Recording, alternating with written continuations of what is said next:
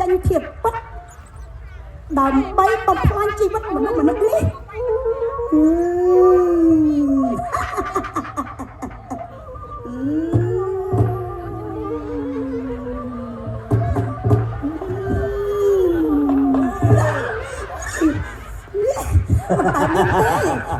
ចុះស្អីគេអញ្ចេះធ្លាប់តែឃើញយើងវាបិសាចគ្រាន់តែយកអំបត្តិយើងទៅតែបន្តិចទេមនុស្សម្នាទាំងឡាយដែលធ្លាប់ឃើញបិសាចលីយើងទៅតែរត់ផាក់ក្រញ៉ាំចុះហេតុអីណាឯងមិនខ្លាចអំបត្តិរបស់យើងអញ្ចឹងយើងទៅម្ដងទៀត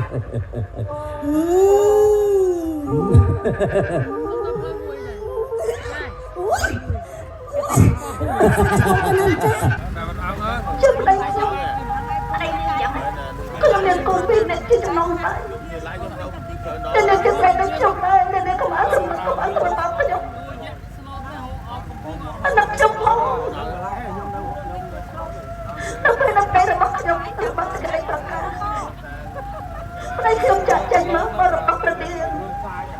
នឹងតែឈ្មោះថាចម្ប៉ាយើងឈ្មោះថាចម្ប៉ាតែត្រូវក្រុមចោលចាក់ទៅប្រទេសម៉ែអូមិនមិនគាត់ជាប្តីខ្ញុំចាំបានតែប្តីខ្ញុំបានរៀបការជាមួយអ្នកនេះរៀបការជាមួយយើងវិញអស់ត្រង់សម្បត្តិហាក់ណាเอาพวกរបស់យើងបានប្រគល់เอาដីរបស់យើងគ្រប់គ្រងរឿងនាងជាប្រពន្ធយើងអត់ខ្វល់ទេនេះជារឿងអតីតរបស់ប្តីយើងតែបាញ់បាត់ក្រុមអ្នកនេះទីនេះបានបើឯងចង់សោះចេញឲ្យឆ្ងាយហើយឈប់មកពាក់ព័ន្ធជាមួយនឹងដីរបស់ឯងនេះអ្នកនេះខ្ញុំសុំតែយើងជាមួយគាត់ទាំងអស់ទៀត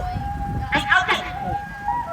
ខ្ញុំចង់តែយើងប្រាប់គាត់ឲ្យគាត់ដឹងធម្មតាគាត់ជឿធ្ងន់ណាស់ឯងប្រាប់ឲ្យចេញini con ấu tôm